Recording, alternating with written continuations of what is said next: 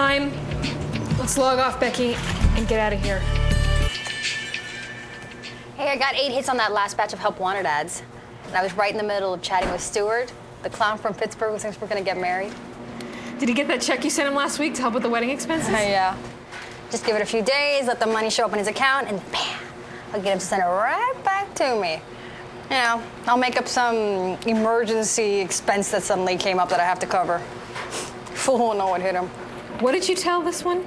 Oh, this one, I told him that I am putting myself through nursing school, modeling underwear for catalogs. That one's almost too easy. The guy probably had never had a real date in his life. Yeah, but he's still gonna wonder why I bailed on him in the chat. You know the rules. Never stay wired for more than 30 minutes. I've already sniffed another open network near the motel. We can log on there later and finish up. Okay, but I still want to call him. I don't want him to start getting suspicious or something before I put him up for the green. But use the prepaid phone and keep it short. I don't want him to have anything to connect back to us. Chill, Abs. I know the drill. Well, don't screw up. I'm like Paris, baby. Orange ain't my color.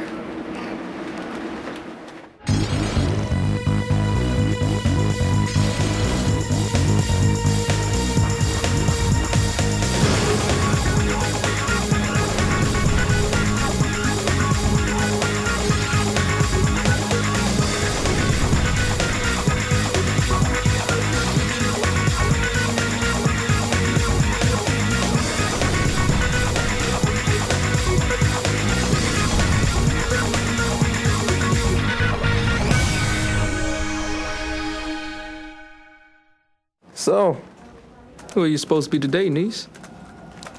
I'm a 63-year-old woman named Brenda.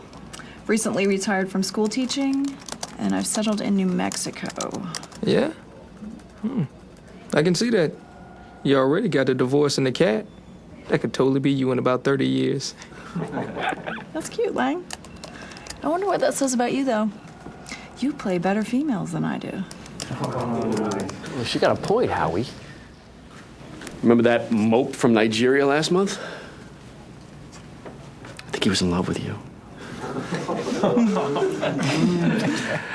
Any leads on our work-at-home scams out west? Yeah, there's several new job listings on one of the resume websites this morning. It's usual pitch. Wanted international company seeks payment processor. These guys claim they're from Ireland, and they need someone to process payments to avoid paying customs fees. You thinking it's our coffee shop bandits? Dum, dum, dum. Fits their MO. The coffee shop bandits. That's what we've been calling them for weeks now. We've tracked them to a series of coffee shops, hotels, laundromats, and other locations in the Southwest.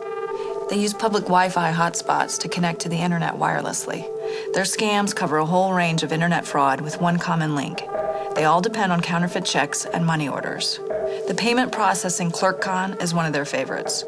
They target people who want or need to work from home, retirees, single moms with kids, even people with disabilities. Once the person accepts the job as a payment processor, they're asked to open a checking account for the overseas business. In a few days, a series of checks arrive from their customers. The new employee is told to deposit these checks, and once they've cleared, to wire 90% of the money to their employer. The clerk is told they can keep 10% of the payments as their salary. When they check their available balance, the money is there. But actually, it can take weeks for a check to clear or be discovered as counterfeit. But the ATM said that the funds were available. It did. At the time it was in there, but after 5 business days, If the person withdraws money during this period, then they become responsible for covering the bank's loss. But I've spent some of the money. We've seen victims lose tens of thousands of dollars on this type of scam. This job posting is nearly identical to the one we saw last week.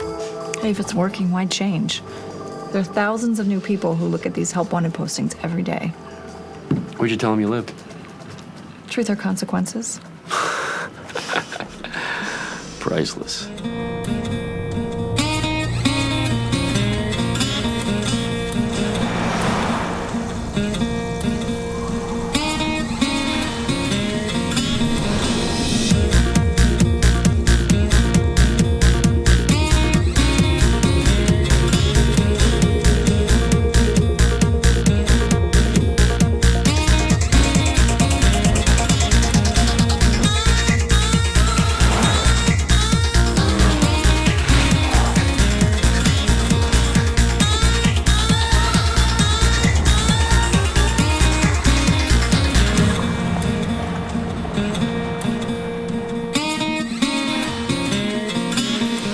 Okay, so what else we got on these guys, Derek?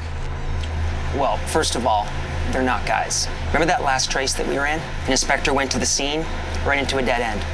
They got the room with a stolen credit card, fake names on the registration, but he spotted an ATM across the street, and we managed to get these photos. But these photos, they don't give us a whole lot to go on. You underestimate me. Oh.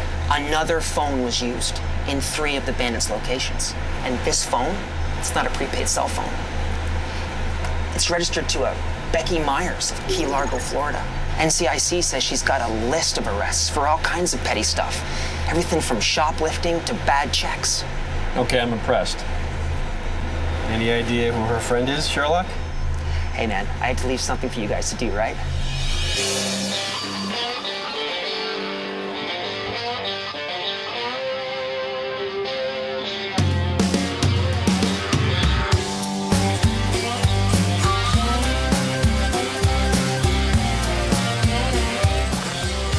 You're not calling one of the punks on that phone, are you? No dope. I'm calling Mikey. I need to get some refills on those checks. Your boyfriend gives me the creeps. Whatever. You don't like any of my men. Besides, he's better than anybody we know with Photoshop. Look how legit these things look.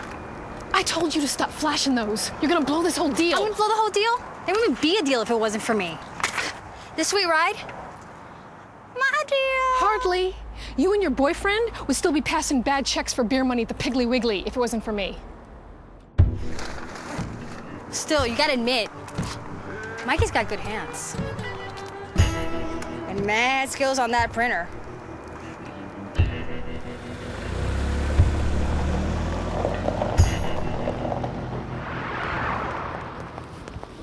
So what you turn up on Becky Myers? Yeah, I'll check you a little later. Thanks. According to a parole officer, her printer's a local loser named Michael Friedman. They've been an item since high school. He spends most of his time playing those multiplayer games online, printing counterfeit checks, just a way for him to keep the lights on. So who's playing Thelma to her Louise? Our best bet's another high school friend, Abby Seals. She was a computer science major at FSU until she dropped out last year. Miami cops busted her on a DUI a few months back, Becky Myers in the car. Almost violated her parole, but the judge cut her a break. So this Abby Seals may have helped take their bad check racket high tech? Looks like it. Trouble is, her PO says she's skipped. Hasn't checked in 3 months. That fits a timeline to our scams. We still can't actually connect them to any of the frauds or any of the victims' wire transfers.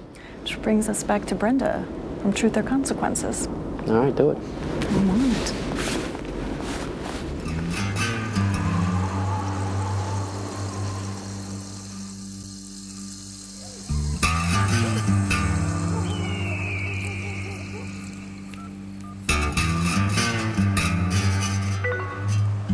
Oh, damn it!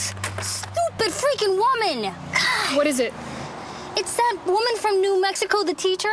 Now she can't figure out how to send a simple wire transfer. You know, she deposited those checks like 2 weeks ago. She doesn't send the money soon. The bank's gonna tip her off, and the whole thing is gonna fall apart. And how can one woman be so dense? Did she email you? No, we're chatting on IM. Oh wait, get this. She didn't trust the guy at the wire service. Good God! Stupid broad took the money out in cash. What? How much? 90%, almost $30,000. You're kidding. Now what?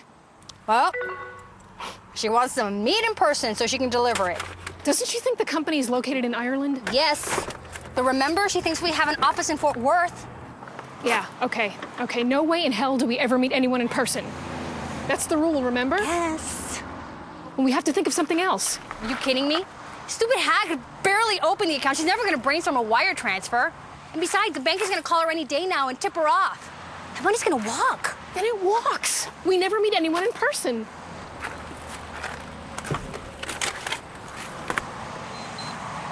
Time. What? Whoa! No! I mean, what am I gonna tell her? Come on, it's 30 grand. Tell her you'll call her later. Now log off, Becky. I mean it. She just logged off. She said she was gonna call me on the phone. You think they bought it? I don't know. They've been playing it really safe. They might not be willing to risk a meeting in person. We better hope that they're getting greedy. They keep using these web-based email services to open networks, limiting their access time.